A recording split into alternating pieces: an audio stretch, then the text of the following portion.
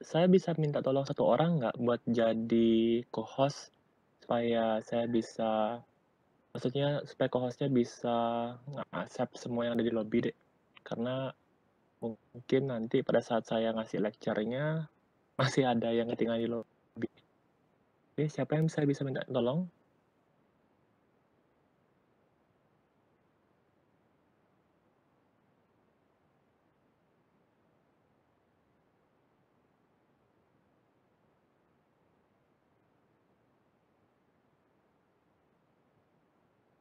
Kalian ada kortinya, Dek?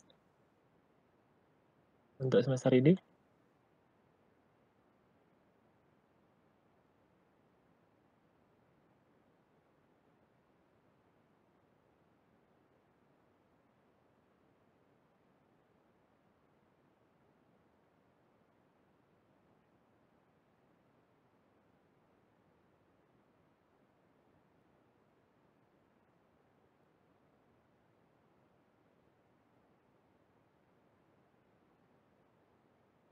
Selamat siang, Pak. Saya bisa membantu, Pak. Oke, atas nama siapa, Dek? Ayu Intan ya? Oke, Ayu Ini, Pak. sebentar. Intan, nanti tolong di gini ya, nanti di sebentar.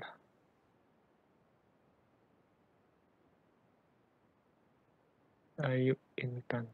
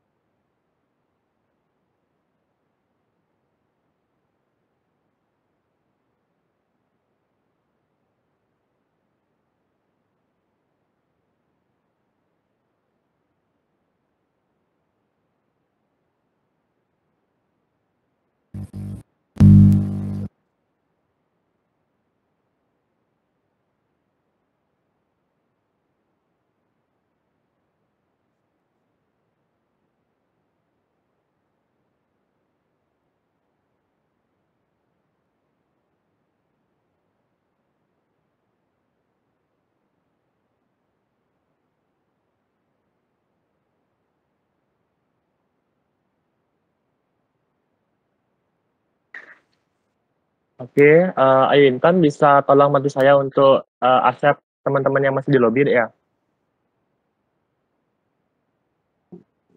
Baik, Pak. Oke. Oke, jadi karena waktu sudah menunjukkan pukul 2, oke. Mungkin suara saya agak sedikit tidak kedengaran gara-gara ada hujan. Jadi mungkin nanti kalau misalnya tiba-tiba suara saya putus, tolong langsung saya di notice ya. Bisa langsung open mic atau open mic sih lebih bagus. Masuk, biarkan.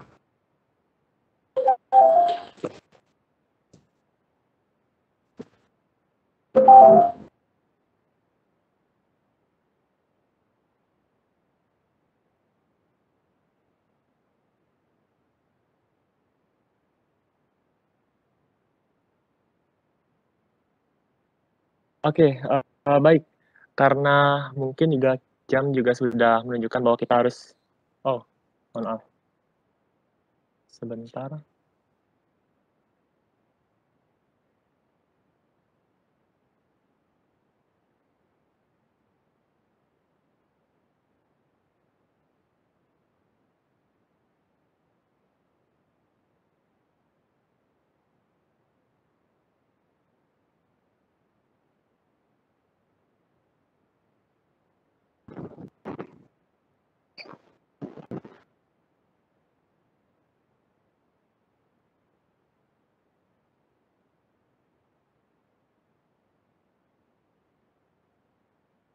Baik, sudah terlihat ya semua ya?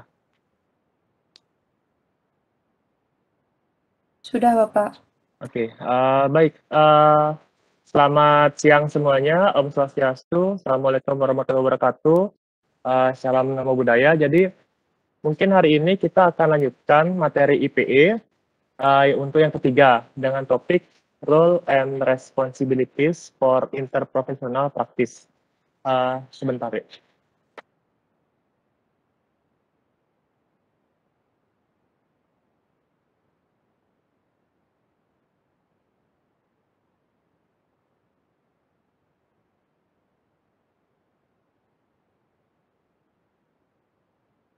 Oke, mungkin sebelumnya saya mohon maaf tidak bisa open cam karena sinyal saya lagi sangat jelek sekali. Kalau misalnya open cam, saya takutkan nanti suara saya putus-putus, apalagi ada hujan.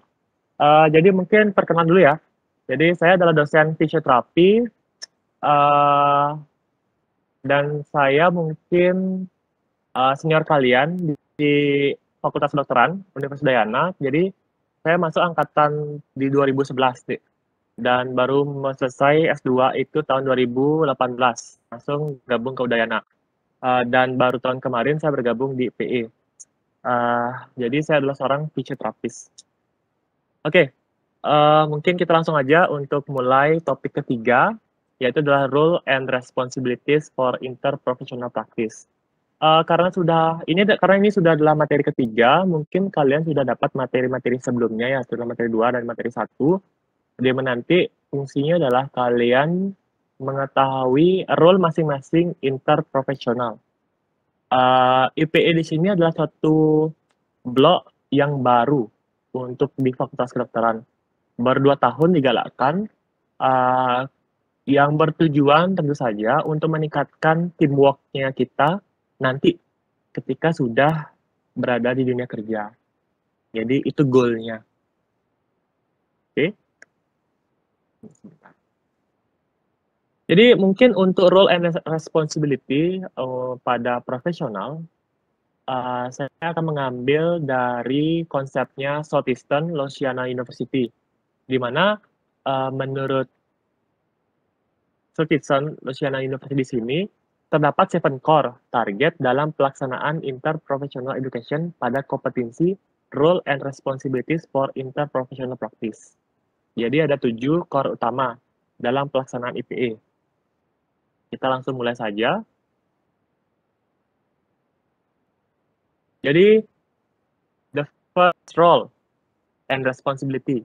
Communicate one's role and responsibilities clearly to patients, families, community members, and other professional. Jadi ini artinya adalah memberikan suatu komunikasi yang efektif. Ini terkait dengan adanya peran dan tanggung jawab terhadap pasien, keluarga pasien, ataupun juga himpunan serta profesional lain dengan sejelas-jelasnya. Yang perlu kalian underline di sini adalah sejelas-jelasnya. Maksudnya adalah menggunakan bahasa yang efektif dan juga efisien. Dalam arti tidak bertele-tele. Ketika nanti kalian menjadi seorang profesional, akan tiba saatnya di mana kalian akan sharing knowledge atau information. Baik itu kepada family, pasien, ataupun juga to the other profesional lain. Hal yang perlu kalian garis bawahi adalah selalu gunakan bahasa yang efektif. Oke, jadi kalau kalian misalnya ingin menyampaikan poin A, sampaikan terlebih dahulu poin A, baru kalian tambah embel-embelnya.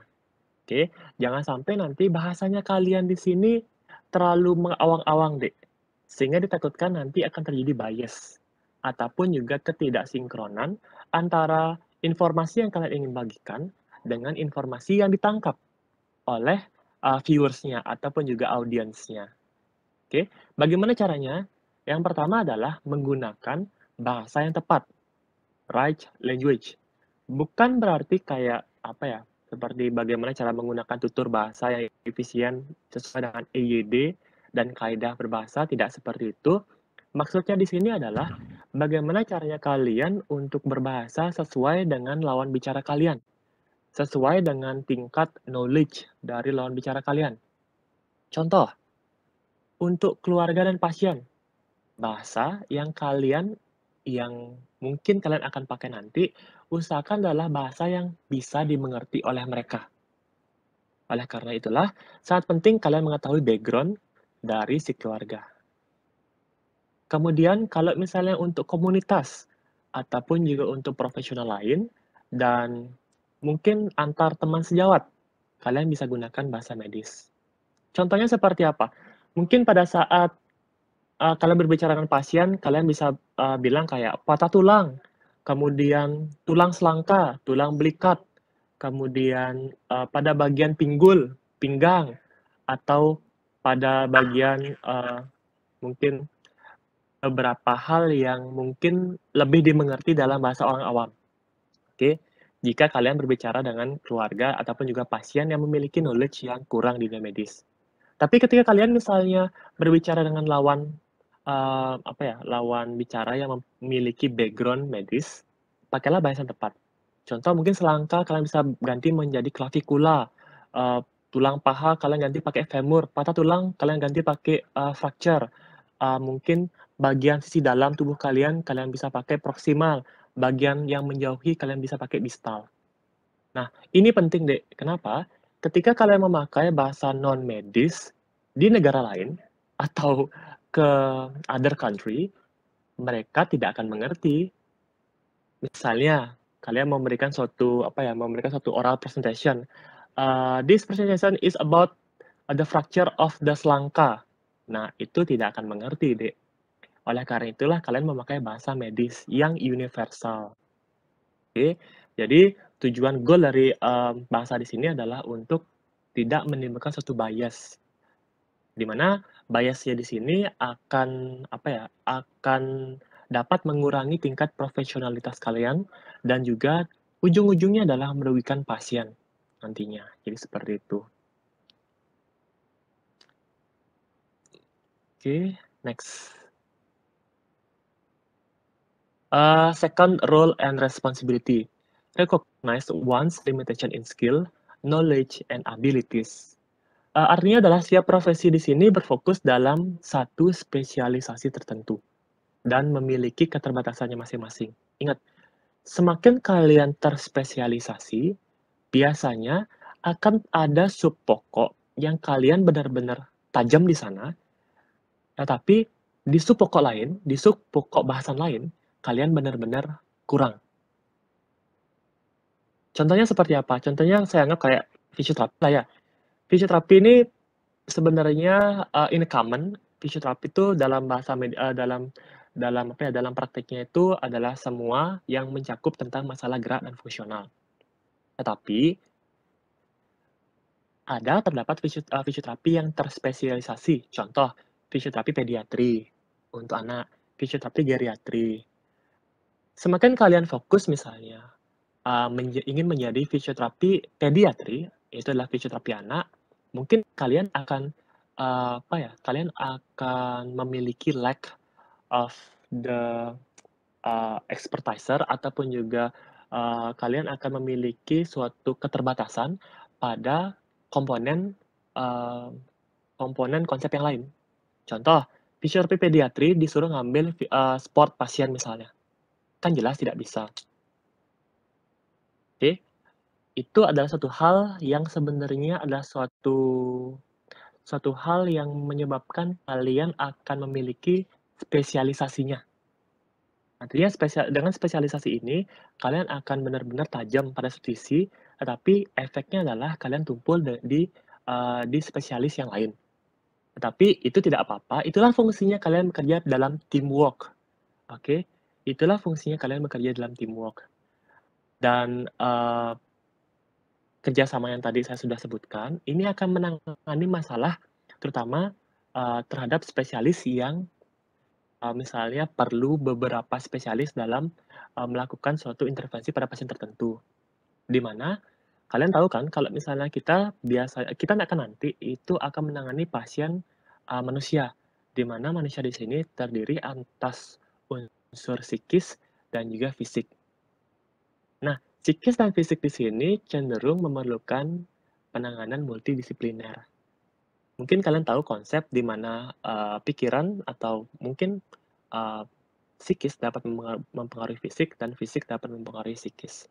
Oleh karena itulah nanti mungkin akan ada mungkin role healing ataupun juga pembagian tugas dari manajemen kesehatan dari segi fisik, mungkin dari segi dokter misalnya, perawat dan lain sebagainya, dan dari segi psikisnya. Mungkin dilakukan oleh psikologis dan sebagainya. Di sanalah sebenarnya kompleksitas dari kita menangani suatu pasien. Oke, seperti itu. The third, engage diverse professionals who complements one's own professional expertise, as well as associate resources to develop strategies to meet specific health and healthcare needs of patient and population. Ini artinya adalah untuk meningkatkan keberagaman spesialisasi. Ingat, tadi kan saya sudah sebutkan, dengan spesialisasi kalian akan tajam pada suatu bidang, tetapi tumpul pada bidang yang lain. Inilah fungsinya kalian perlu memberagamkan spesialisasi tersebut dan membuat satu teamwork supaya nanti lack dari spesialisasinya kalian bisa di cover oleh spesialis yang lain. Jadi seperti itu. Itu bisa dilakukan sebagai sumber daya untuk mengembangkan pengobatan atau pelayanan kesehatan yang spesifik bagi pasien dan masyarakat. Ingat, ketika kita misalnya sudah menjadi seorang profesional, artinya kita sudah memiliki suatu kemampuan yang tidak dimiliki oleh profesional yang lain. Dan oleh sebab itu, mungkin kita bisa lebih untuk melakukan intervensi, baik itu secara promotif, preventif, dan juga kuratif terhadap spesifik yang sesuai dengan tingkat spesialisasi kita, ataupun juga yang sesuai dengan subspesialisasi kita. Oke, jadi seperti itu. Ketika kalian misalnya punya pasien misalnya anak misalnya, oh kalian langsung ingat, langsung ada ke spesialis anak. Spesialis anaknya bisa spesifik ke dokter anak, ataupun juga perawat yang anak, kemudian farmakologi yang khusus untuk anak, fisioterapi yang khusus untuk anak. Jadi sudah mulai spesifik ke sana.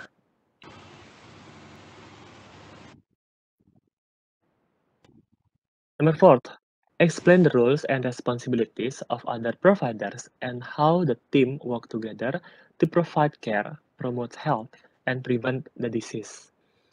Jadi ini artinya adalah untuk menjelaskan dari tugas dan tanggung jawab untuk penyedia layanan lainnya sebagai menyediakan alat atau promosi kesehatan dan juga pencegahan penyakit.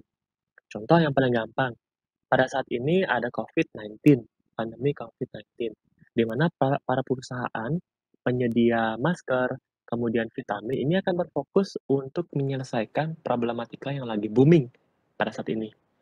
Oke, jadinya khusus untuk paru-paru contohnya.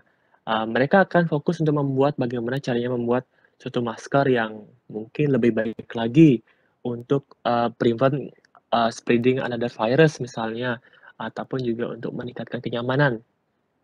Bagaimana caranya mereka untuk mendevelopment suatu barang untuk mengatasi pandemi COVID-19 ini. Kemudian hand sanitizer, sama juga. Kemudian vaksin. Sekarang kan sudah banyak namanya vaksin, ada Astra, kemudian Pfizer, kemudian Moderna, dan lain sebagainya. Ini fungsinya adalah untuk mengurangi penyebaran dari COVID-19 yang mereka bisa lakukan sebagai spesialisasinya. Jadi seperti itu. Kemudian, peran nakes di puskesmas dalam screening dan juga promotif COVID-19. Jadi ingat, interprofesional itu tidak hanya kalian bisa lihat dalam satu ruang lingkup rumah sakit saja.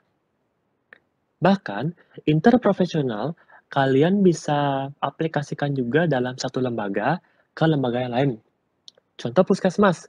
Puskesmas adalah suatu pelayanan yang paling dekat dengan masyarakat. bilanglah, katakanlah ini adalah di bagian hulu, hilirnya adalah di bagian rumah sakit, contohnya seperti itu.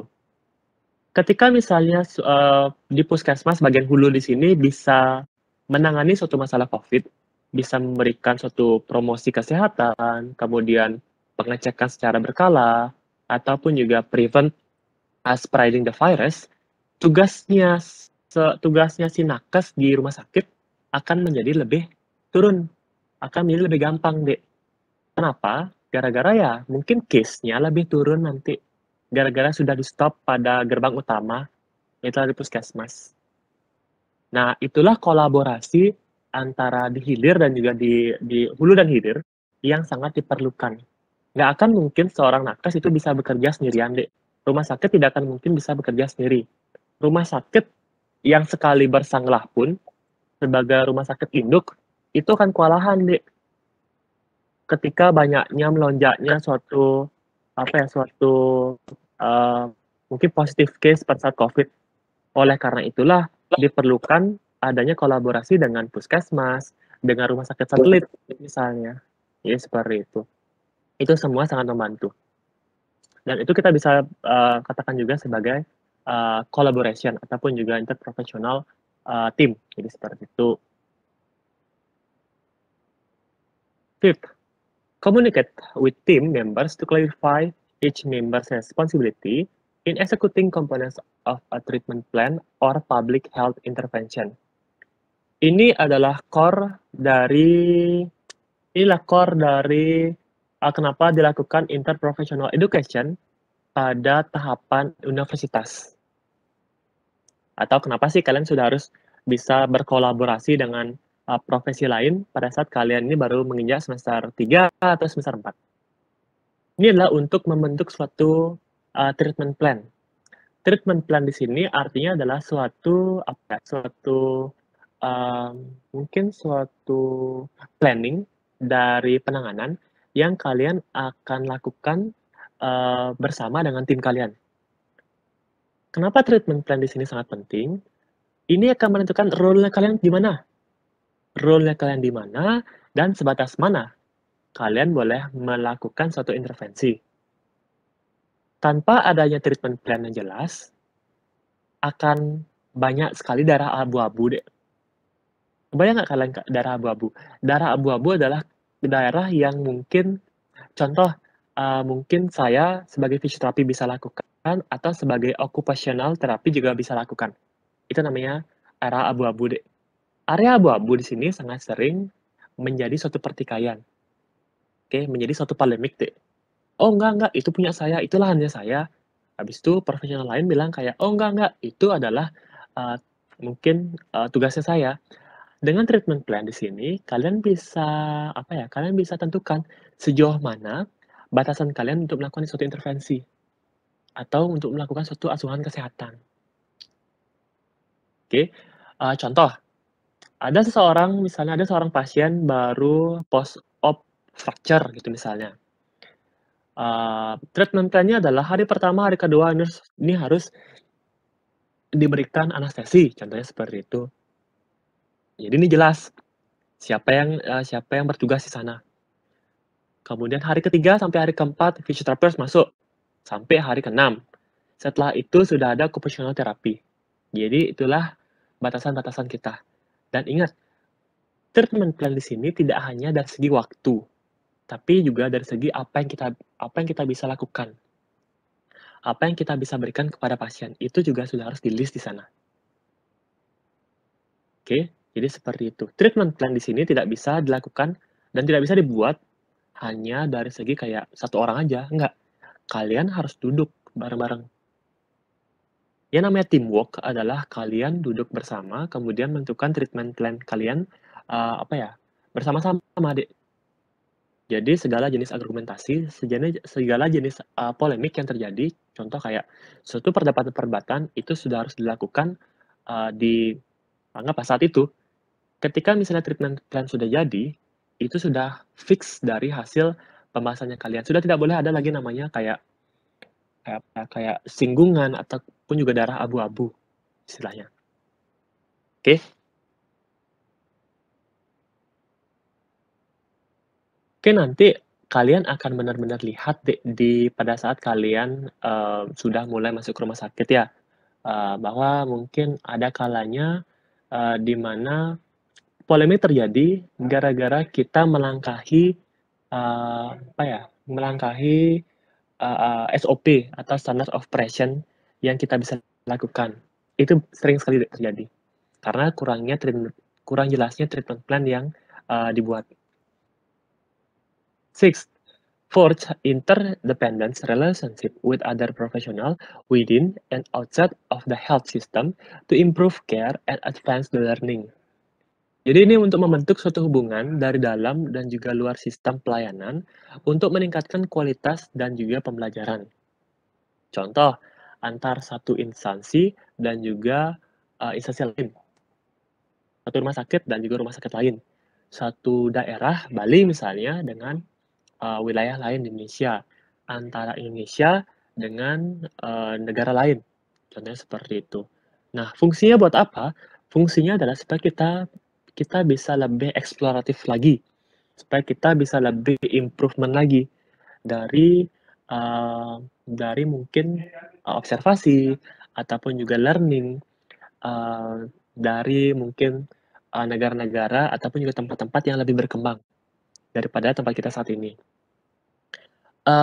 Mungkin ini juga bisa kalian jadikan suatu acuan kenapa misalnya penelitian-penelitian di luar, contoh kayak penelitian-penelitian di Eropa, penelitian-penelitian kayak di Amerika, itu harus dipublikasikan.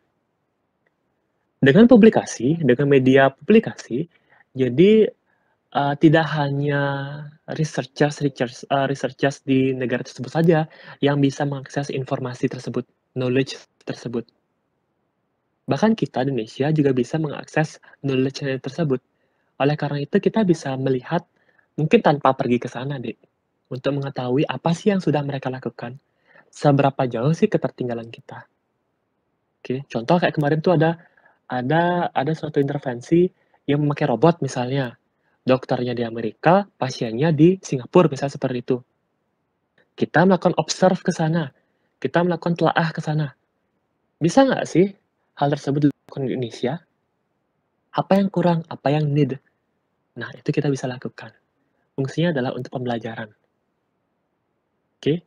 Dan nantinya diharapkan bahwa komunikasinya akan terjalin, Oke, komunikasi interprofesional nanti akan terjalin. Tidak hanya dari segi dokter-dokter yang Indonesia, fisioterapi Indonesia, tetapi juga kayak interdependent relationship, kayak istilahnya kayak international group seperti itu. Oke? Karena jelas antara satu tempat dan tempat lain penanganannya akan berbeda, culture dan juga budayanya akan berbeda, dan juga mungkin providernya, alatnya juga akan berbeda. Oke, jadi seperti itu. Seventh, engage in continuous professional and interprofessional to develop and change team performance and collaboration. Jadi ini maksudnya adalah untuk melakukan suatu hubungan jangka panjang dan kolaborasi jangka panjang. Di mana semakin panjang waktu kolaborasi, maka semakin siap tim interprofesional untuk dapat mengatasi kekurangan atau kesalahan komunikasi pada kelompok yang biasanya kalian akan temukan pada saat kalian baru forge ataupun juga kalian baru membentuk suatu interprofessional team. Pasti biasanya ada clash, ada permasalahan, baik itu komunikasi, baik itu misalnya masalah sikap, prinsip, dan sebagainya. Pada saat pertama-tama dibentuk suatu interprofessional team akan selalu ada masalah, jelas, karena kita memiliki mindset masing-masing orang itu berbeda-beda, di mana biasanya mungkin komunikasinya masih kurang karena keterbatasan waktu. Tetapi kalian bisa lihat nanti, seiring berjalannya waktu, kalian bisa mengadapt, kalian bisa menyesuaikan antar profesi, sehingga nanti dalam jangka waktu yang panjang akan ada sinergisitas yang baik antar satu profesi dan profesional lain di dalam satu tim. Makanya bisa dikatakan bahwa tim yang bagus adalah tim yang sudah berusia mungkin lebih dari 2 tahun atau lebih dari 3 tahun. Di mana dalam perjalanannya sudah pasti akan memiliki banyak rintangan dan juga banyak mungkin case pasien yang mungkin extraordinary, misalnya seperti itu. Art of the collaboration. Jadi kolaborasi inilah suatu seni, Dek. Di mana kalau kalian misalnya makan nasi, cuman makan nasi aja, Dek, tanpa ada lauk-lauknya kan kurang, Dek. Jadi dengan adanya suatu warna, dengan adanya suatu suatu persepsi dari berbagai sudut arah, misalnya sudut pandang, kalian bisa menentukan bahwa mungkin kalian like something, Dek, dan kekurangan kalian ini bisa ditutupi oleh profesi lain. Jadi itu yang disebut dengan art of collaboration. Tapi jelas, yang namanya kolaborasi di sini bisa positif dan juga bisa negatif. Tapi ingat prinsipnya adalah kalian harus respect other profession. Selama kalian bisa respect, maka akan timbul suatu sinergisitas dan suatu seni di sana. Oke? Seperti itu. Oke, baik. Menurut Sedio Winarso, pada tahun 2011 dari penelitiannya, terdapat suatu problematika di lapangan pada saat melakukan ataupun juga mengaplikasikan dari interprofessional education. Yang pertama, beragamnya birokrasi dan kurikulum di tiap institusi pendidikan profesi kesehatan. Mungkin kalau misalnya dari segi kita lihat dari segi Indonesia sendiri, birokrasinya kan sama, Dek. Mungkin kurikulumnya agak berbeda sedikit, karena kurikulum di setiap instansi, bahkan kurikulum di satu universitas, tetapi beda fakultas, itu berbeda. Contoh misalnya kedokteran yang sudah pakai sistem blok, dan mungkin program studi lain yang masih konvensional. Mungkin nanti akan ada kelas pada saat menentukan jam mungkin, atau menentukan waktu komunikasinya, waktu diskusinya. Ya, kira-kira seperti itu. Kemudian berikutnya adalah konsep dari pembelajaran yang belum jelas. Konsep pembelajaran yang belum jelas ini artinya adalah seperti apa batasan-batasan dari interprofessional education yang akan diberikan. Oke, bagaimana konsepnya? Sebenarnya sampai 2 tahun lalu, Dek, 2 tahun lalu, hal-hal seperti ini masih sering ditemukan di blok interprofessional education di Udayana. Tetapi semenjak adanya perbaikan-perbaikan, dan seperti yang saya bilang tadi, yang membutuhkan waktu yang lumayan lama, yang lumayan panjang, jadi kita bisa mengevaluasi diri, Dek. Jadi konsep pembelajarannya sudah semakin jelas, semakin bagus. Walaupun kita selalu mengadaptasi pada sistem pandemi sekarang, pada pandemi COVID-19-nya sekarang. Oke, kemudian berikutnya, paradigma terhadap profesi kesehatan. Paradigma terhadap profesi kesehatan di sini sebenarnya sangat luas dan juga sangat ditentukan dari seberapa knowledge dari seseorang. Contoh misalnya ada seorang yang tinggal di wilayah pedalaman, nggak tahu yang namanya dokter, nggak tahu yang namanya perawat. Mereka tahu cuma satu, Dek, namanya mantri. Kalau orang Bali mungkin sering ya dengar kayak itu ya, mantri, Dek. Mantri kesehatan. Pokoknya kalau misalnya orang-orang desa dulu, ada melahirkan pergi ke mantri, ada sakit pergi ke mantri, ada sakit apa pergi ke mantri. Jadi masih kurang untuk promosi dan juga profesi kesehatan yang lain. Atau contoh lain, seperti profesi saya, fisioterapi. Mungkin dari 2008, 2009, masih sangat jarang orang yang mengetahui profesi fisioterapi. Apa sih itu fisioterapi? Apa bedanya sama tukang urut ataupun juga seperti lainnya? Oke, hal tersebut adalah paradigma yang sangat sering terjadi di masyarakat karena lack of knowledge. Mungkin peran kita sebagai anggaplah ujung tombak yang akan menjadi regenerasi baru nanti untuk membenarkan paradigma yang salah. Oke, membenarkan paradigma yang salah seperti apa yang seharusnya. Jadi seperti itu. Kekaburan identitas dan juga peran masing-masing profesi.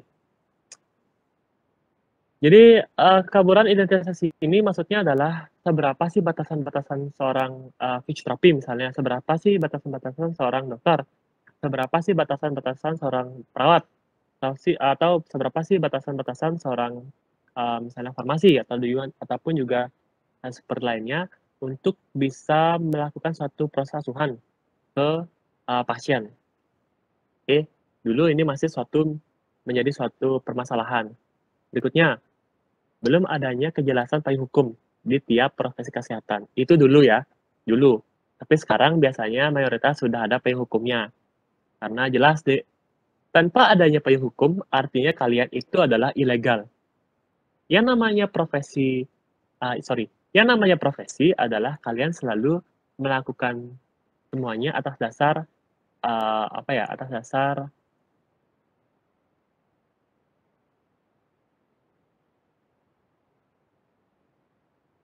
Oke, menyampaikan untuk di-admit teman-teman yang masih di lobby. Oke, sudah. Nah, saya minta tolong ya untuk Intan, untuk gini ya, admitnya. Kemudian, bentar. Belum adanya kejelasan payung hukum yang tadi saya kembali jelaskan. Waktu kemarin deh, waktu pertama-tama, payung hukum di sini tidak begitu tidak begitu menjadi suatu hal yang diperdebatkan. Karena yang penting ada dulu deh. Tapi lambat laun, kita harus mempunyai payung hukumnya, Dek. Kenapa? Kalau misal terjadi sesuatu, Dek. Contohnya, misalnya kalian menangani pasien. Pasiennya plus pada saat kalian tangani. Atau pasiennya kolaps pada saat kalian tangani. Selama kalian telah mengikuti SOP atau Standard of Operation yang baku, anggaplah seperti itu, sebenarnya kalian sudah dilindungi atas dasar hukum. Apalagi kalian memiliki kalian certified atas profesi tersebut. Oke, jadi seperti itu. Makanya nanti kalau misalnya ada seseorang misalnya seorang fisioterapi misalnya sudah melakukan sesuai dengan SOP atau standard of operation-nya, tetapi pasien bisa plus di tangan kalian bisa berargumen, Dek. Mungkin dari segi kalian sudah menjauhi kontraindikasi, kalian sudah menjauhi red flag dari penanganan intervensinya kalian, sehingga kalian akan di-cover oleh payung hukumnya. Oke, dan hukum di sini juga membuktikan bahwa kalian legal untuk melakukan suatu practicing di Indonesia. Oke, jadi seperti itu. Makanya kalau kalian bisa lihat salah satu perbedaan yang mendasar antara modern intervention dan traditional intervention adalah payung hukumnya. Ketika misalnya kalian datang misalnya ke tukang pijat atau misalnya ke balean, anggaplah seperti itu, aspek legalitasnya nggak ada, Dek. Ketika nanti kalian bertambah worse atau bertambah buruk nanti misalnya kondisi kalian setelah datang dari sana, kalian tidak bisa menuntut, Dek. Kalian tidak bisa melakukan suatu banding, karena itu adalah choose-nya kalian, itu adalah pilihannya kalian untuk datang ke sana. Oke, jadi seperti itu. Budaya ini berkaitan dengan mungkin aktivitasnya kalian, kemudian food-nya kalian, ataupun juga daily activity-nya kalian. Oke, kemampuan kerjasama secara interprofesi atau interprofessional teamwork ini tidak muncul begitu saja. Ini melainkan harus ditemukan dan dilatih sejak dini, mulai dari tahap perkuliahan agar mahasiswa mempunyai bekal pengetahuan dan keterampilan. Ingat, ketika kita ingin respect terhadap suatu profesi, kita harus mengenal profesi tersebut, Dek. Oke, ketika kita ingin respect terhadap suatu profesi, kita harus mengenal profesi tersebut. Sama seperti kayak ketika ketika kita ingin respect terhadap satu orang, kita harus tahu dulu orang ini seperti apa. Apa aja sih orang ini bisa lakukan? Apa aja yang dia itu tidak bisa lakukan? dan seperti apa peran orang ini di dalam suatu teamwork. Dengan cara kalian sudah mengenal dari segi kayak, apa yang dia bisa lakukan, kemudian apa peranannya, kalian bisa lebih respect. Kalian bisa lebih, melakukan teamwork dengan, lebih baik nantinya. Dan itu harus dimulai dari sekarang, Dek. Makanya kalau misalnya kalian lihat nanti, Dek,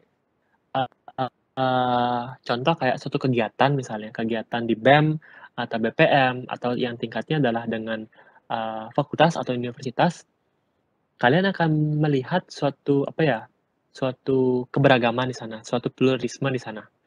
Bahwa kalian bisa mengenal, oh gimana sih orang teknik, gimana sih orang orang ekonomi, gimana sih orang hukum.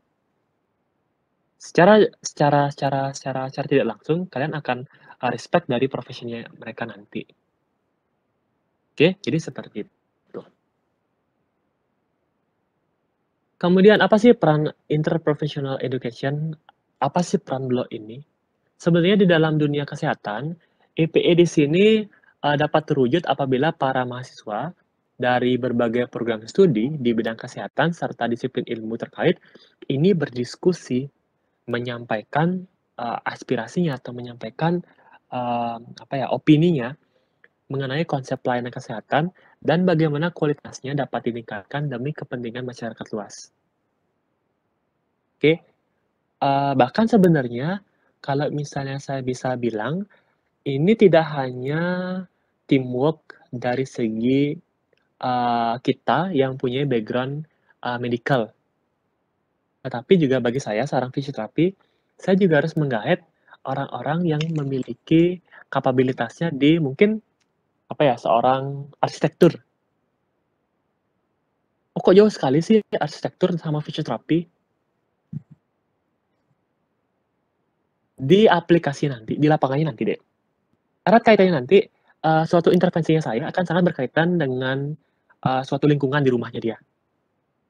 Kalau misalnya saya bisa membuat suatu sedikit perubahan terhadap sistem arsitek di Bali contohnya, kita bisa membuat, rumah-rumah Bali di sini tetap memiliki estetiknya Bali, tapi tetap juga memiliki, memiliki, sisi positif ketika kalian bertambah tua. Ya mungkin kalian sudah bisa membayangkan deh, rumah-rumah orang Bali khususnya, itu tidak baik ketika kalian misalnya sudah tua nanti. Kenapa? Ada di Bali itu ada namanya Asta Kostala Kosadi, Dek. Kayak sistem penempatan rumah, itu sudah dibuat sedemikian rupa.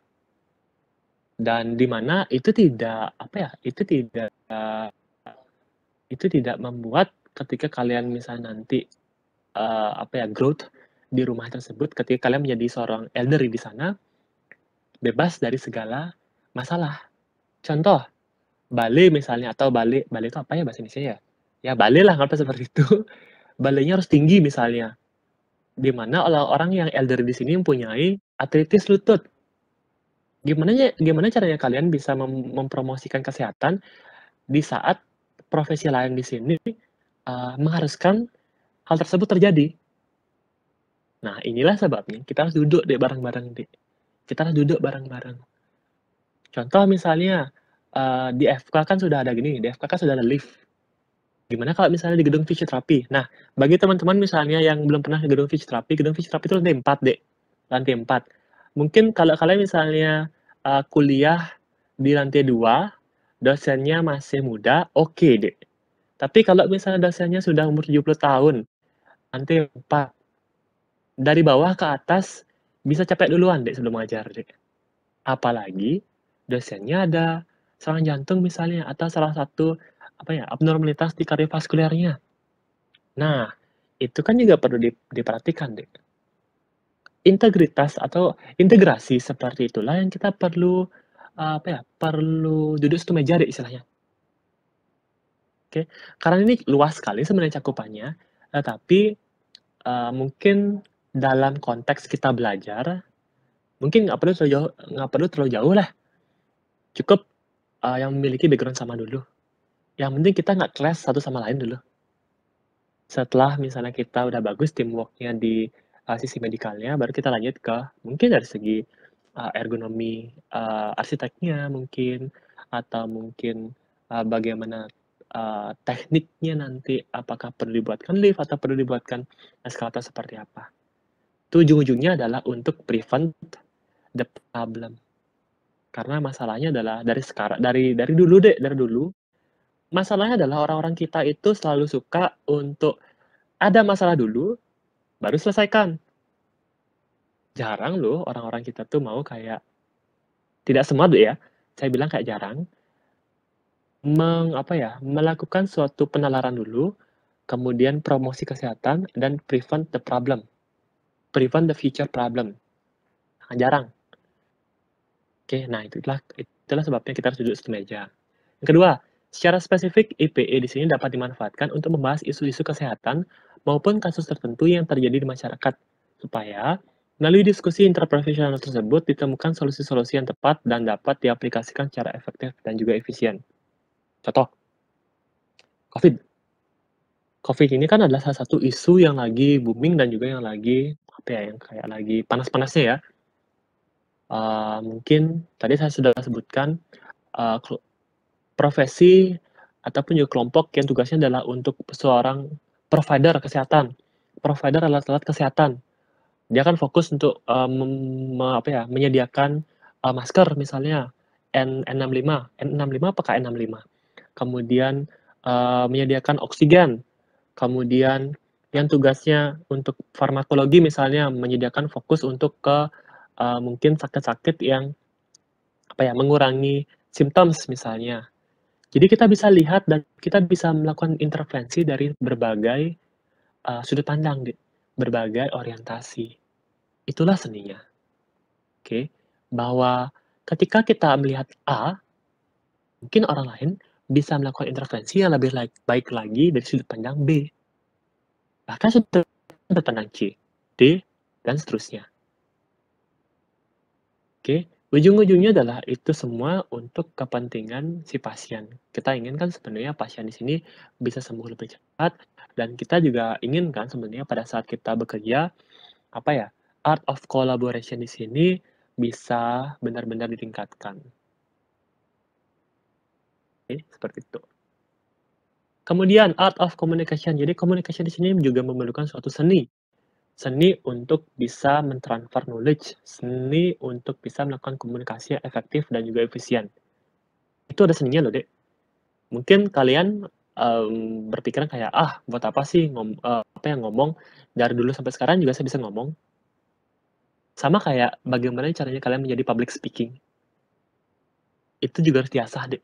Bagaimana caranya kalian memberikan suatu edukasi, memberikan suatu advice kepada seorang pasien atau kepada keluarga pasien. Itu ada seninya, Dek.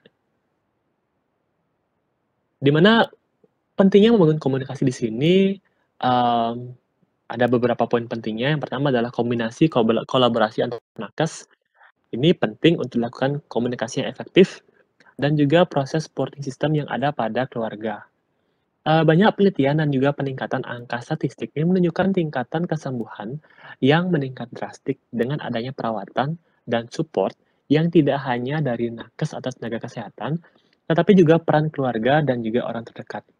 Nah, pertanyaannya adalah, dan problematika yang terjadi di lapangan adalah, bagaimana keluarga dan orang terdekat bisa mengetahui what they should do atau what they supposed do terkait dengan kondisi pasien. Apa yang dia bisa lakukan? Apa yang seharusnya dia bisa lakukan? Oke, mereka pasti pengen bantu, Dek. Tapi terkadang nakes tidak memberikan suatu advice. Oke, nakes itu hanya fokus saja, alatnya seperti ini, mungkin obatnya seperti ini, tanpa memberikan advice kepada family. Padahal sebenarnya kan itu adalah suatu hal yang sangat penting. Oke, itu satu hal yang sangat penting. Sebentar. Oke, karena yang namanya supporting system di sini mungkin secara lebih besar itu akan dilakukan oleh keluarga. Tetapi tetap adanya informasi yang valid itu harus diberikan oleh seorang tenaga kesehatan yang profesional. Jadi seperti itu. Nah, peran keluarga dalam kesembuhan pasien yang pertama adalah edukasi dari segi kesehatannya, preventif, dan juga sebagai support system. Support terbesar dari keluarga adalah stimulus sehat terbesar yang bisa didapatkan seorang pasien untuk dapat sembuh atau terhindar dari penyakit.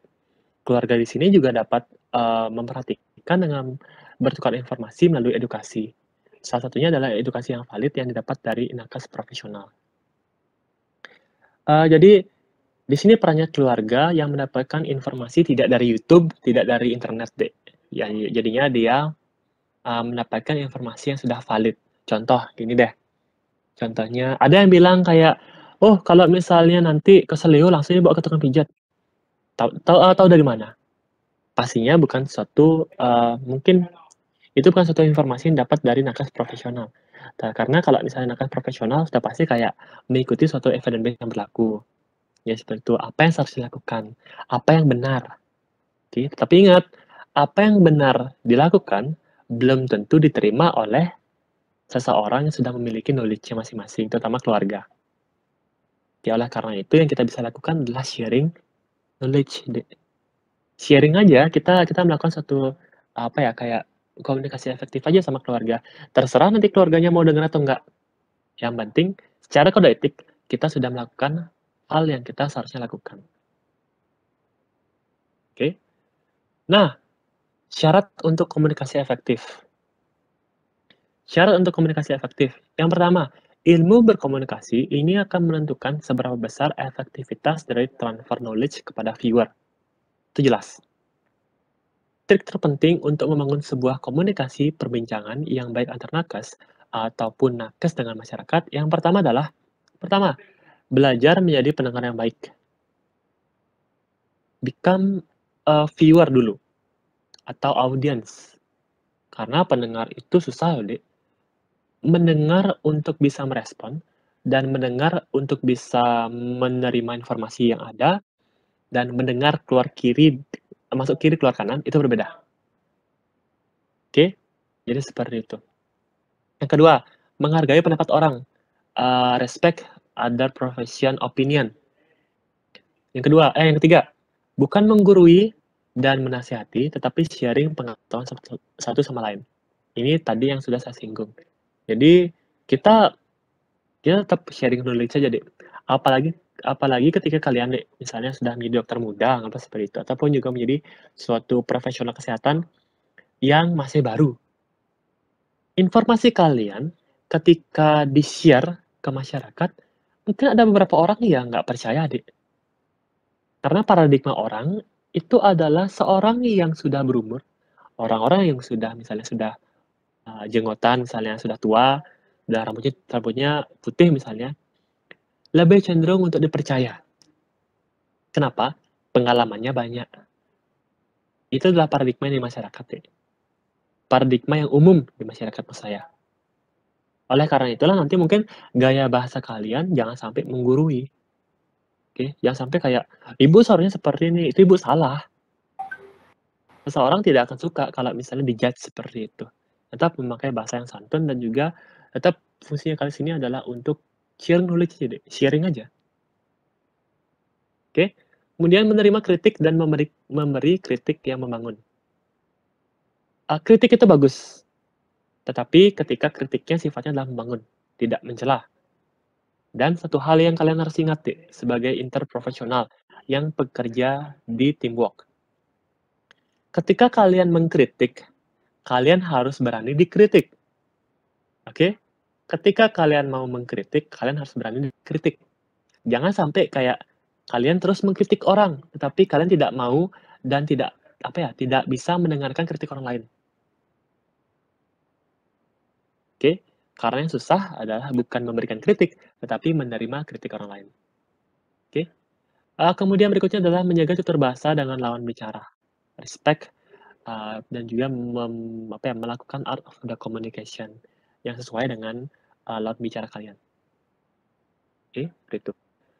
Respect sign of the professionalism. Jadi respect di sini adalah suatu suatu sign atau suatu tanda bahwa kalian adalah seorang profesional. Tidak semua nakes dan masyarakat, khususnya masyarakat di daerah perifer atau daerah yang terpencil, di sini mengetahui sejauh mana sih ruang lingkup pelayanan dari masing-masing tenaga kesehatan dalam mencegah, memelihara, dan meningkatkan kesehatan pada individu ataupun juga kelompok. Disinilah IPE sebagai ajang pengenalan sistem dari kolaborasi. Ini sangat penting untuk dilakukan guna promosi kesehatan, sehingga masyarakat tidak hanya mengetahui dan juga mengetahui mengenai cara menyembuhkan saja, cara mencegah saja, atau menyebarkan pengetahuan sehingga tercipta efisiensi dan efektivitas yang tepat terhadap penanganan suatu penyakit. Oke, maksudnya di sini adalah ketika nanti kalian sudah berkolaborasi di daerah perifer di sini cuma ada fisioterapi misalnya. Nah, fisioterapi nanti bisa sharing knowledge terhadap profesi lain yang seharusnya yang seharusnya ikut andil di dalam suatu masalah pasiennya ini. Contoh misalnya pasiennya ada misalnya masalah pada internalnya dia misalnya. Kalian sebenarnya ini pasiennya harus ke mungkin spesialisasi internal misalnya seperti itu, atau misalnya pasien mau melahirkan lah, anggaplah ini pasiennya harus ke obgyn. Tapi gara-gara pasiennya misalnya hanya tahu ke mantri itu misalnya, kalian bisa komunikasikan secara efektif dia. Apa yang sebaiknya dilakukan, apa yang sebenarnya ada pilihan lain selain menggunakan mantri, misalnya seperti itu. Oke. Atau misalnya ada dokter misalnya kemudian ada seorang yang misalnya lower back pain misalnya, dokternya mungkin bisa mengenalkan ataupun juga memberikan suatu edukasi, "Bu, kalau misalnya ada lower back pain mungkin bisa cari fisioterapi." Membenarkan suatu paradigma yang salah di masyarakat. Itu tidak akan mungkin bisa terjadi ketika kalian tidak mengenal satu sama lain, Dek. Ketika kalian misalnya tidak mengenal satu sama lain, kalian akan buta, Dek. Kalian akan buta bahwa, ini loh peran saya dalam suatu, kelompok. Jadi seperti itu. Nah, di dalam kode etik telah dijabarkan hal-hal yang boleh dan hal-hal yang tidak boleh dilanggar dalam proses asuhan kesehatan terutama untuk masyarakat. Selama kita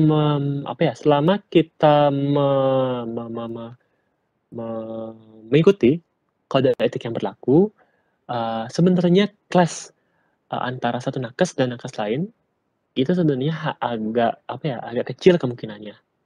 Masalahnya adalah ketika misalnya kita tidak respect misalnya, ataupun juga kode etiknya tidak dilakukan, sehingga hal yang kita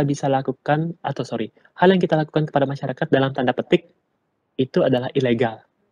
Trial and error in human. Itu kan sebenarnya nggak boleh, Dik. Bahwa kita adalah ilmu yang pasti. Kita melakukan suatu research terlebih dahulu, kemudian apply to the human. Baru kita boleh jadikan dia sebagai kayak acuan. Jadi seperti itu. Nggak boleh ada yang namanya coba-coba. Coba deh kasih obat ini. Coba deh diginiin. Pertanyaannya adalah siapa pasien yang mau dijadikan kelinci percobaan, Dek? Nggak ada kan? Oleh karena itulah kita diikat oleh ada yang namanya adalah kode etik. Selama kita masing-masing memiliki kode etik tertentu, saling respect dan juga tetap berada pada ranah hukum dari masing-masing profesi, sebenarnya class dan juga masyarakatnya mungkin akan mendapatkan suatu intervensi yang terbaik. Oke. Jadi itu adalah untuk itu adalah untuk materi dari saya. Mungkin sebelumnya ada yang ditanyakan, Dek, karena ini juga sudah mau materi keempat. Silakan, ada yang ditanyakan? Kalau misalnya tidak, Dek, karena saya juga sudah di-chat sama nurse-nya, mungkin kita bisa akhiri saja untuk sekarang. Nanti kalau misalnya ada yang ingin ditanyakan, tolong sampaikan di grup ataupun juga bisa tanyakan di saya. Jadi seperti itu. Intinya adalah kita sama-sama membangun sistem medikal yang sebaik-baiknya di negeri ini, anggaplah seperti itu. Mungkin ada beberapa hal yang menjadi pertimbangan kalian, khususnya adalah apa ya, mungkin antara satu dokter misalnya sama dokter lain atau antar satu fisioterapi dengan juga fisioterapi lain akan menjadi suatu, apa ya, saingan. Tetapi ingat, lakukan persaingan itu dalam tanda kutip yang sehat. Jangan menjelek-jelekan nakes lain, jangan bad mouth, nakes lain. Setiap nakes itu punya, bagus dan juga punya, kekurangannya. Oleh karena itulah kita ada namanya art of collaboration. Jadi seperti itu ya. Mungkin itu aja untuk, lecture kali ini. Mungkin saya tutup, selamat siang dan, mungkin penganyali umat. Om Santi Santi Om. Assalamualaikum warahmatullahi wabarakatuh. Salam sejahtera bagi kita semua. Oke, saya end meeting, Mbak, ya. Terima kasih dan selamat siang Terima semuanya. kasih, selamat siang, Pak.